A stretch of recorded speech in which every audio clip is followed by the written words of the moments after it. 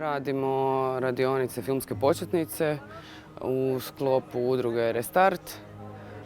Radionica traje 3 dana. Krećemo od nekih, kako se i sama radionica zove, filmska početnica, tako da krećemo od filmskih početaka i fotografije. Tako da smo izrađivali optičke igračke za početak, da na taj način probamo shvatiti kako nam oko funkcionira i zašto mi uopće vidimo film, te koliko nam sličica treba da bi osjetili pokret. Case study našeg filma Veće od traume napravili smo na način da smo za početak pitali publiku da li je uopće gledala film čisto da bi znali kako da koncipiramo priču. Napravili smo jedan uvod u kojem smo malo prezentirali film, a onda smo išli na neke detalje poput toga kako je došlo do suradnje s tim ženama, kako smo uspjeli naše protagonistice privoljeti i biti prisutne s njima u tom trogodišnjem procesu rada na sebi. Cijeli taj proces u stvari rađenja tog filma nama već sam nametnuo različite rješenja, od dramaturških do montažnih. I možemo samo reći da je zapravo bilo premalo vremena, iako su nas u organizaciji stvarno pitali da li je dovoljno sat vremena i mi smo mislili da je dovoljno, ali čini se da kad krenete razgovarati o filmu, a taj proces samo rada traje godinama, na kraju vam sat vremena nikako nije dovoljno za case study.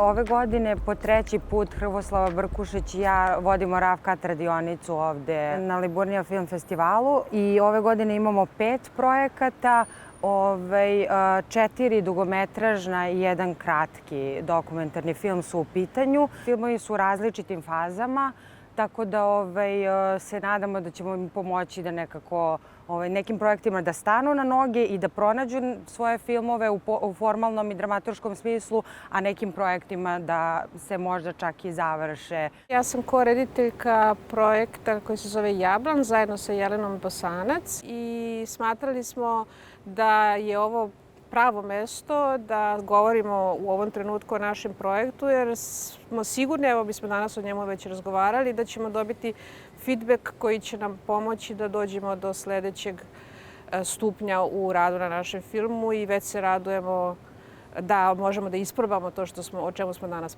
pričali.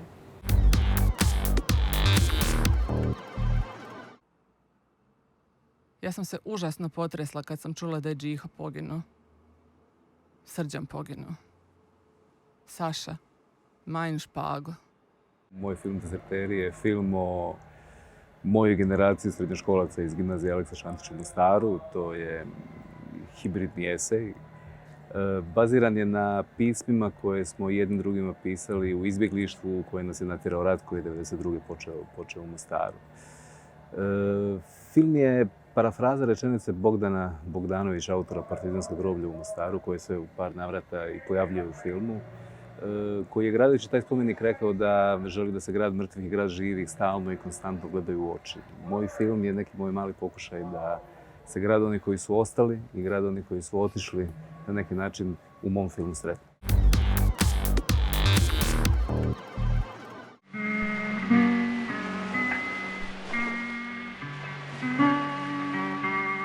Film je vrlo osoban, priča od moje tata i naš istorija kako smo išli kad je počeo rat i kako smo išli u Holandiju i kako je bio za njega živjeti u Holandiju i pusti sve što je bio tu i kako je bio napraviti novi život i zašto nismo pričali o tome.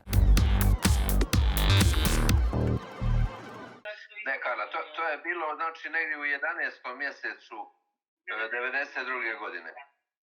Ja sam se bavila restauracijom VHS traka, različitih VHS traka. Jedna od tih je bila jedini zapravo audiovizualni arhiv koji imam obiteljski i htjela sam propitati taj odnos između nekog trenutka u kojem dokumentiramo nešto što nam je važno i čega se sjećamo zapravo. Veliki slavljenici. Moj film nije samo moj film, to je film zapravo i Martina Semenčića. Nadam se da bi mu bilo drago da se to smontiralo, jer je nekako taj materijal bio u to vrijeme kad smo ga snimili u hrpi drugih nesmontiranih materijala, nekako je bio zaboravljen.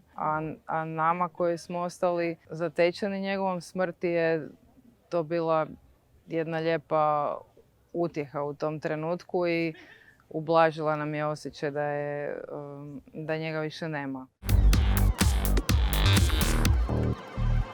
Pitanje o statusu dokumentarnog filma se može primijeniti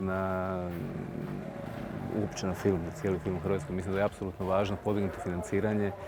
Mislim da imamo veliki problema sa distribucijskim kanalima. Mislim da neovisna kina moraju biti više podržana. Mislim da se treba jako puno napraviti da se postojeća kina i multipleksi bolje odnose prema hrvatskom filmu. Mislim da autori trebaju imati tu mogućnost raditi posvećeno na temama koje ih zanimaju i imati priliku živjeti od toga.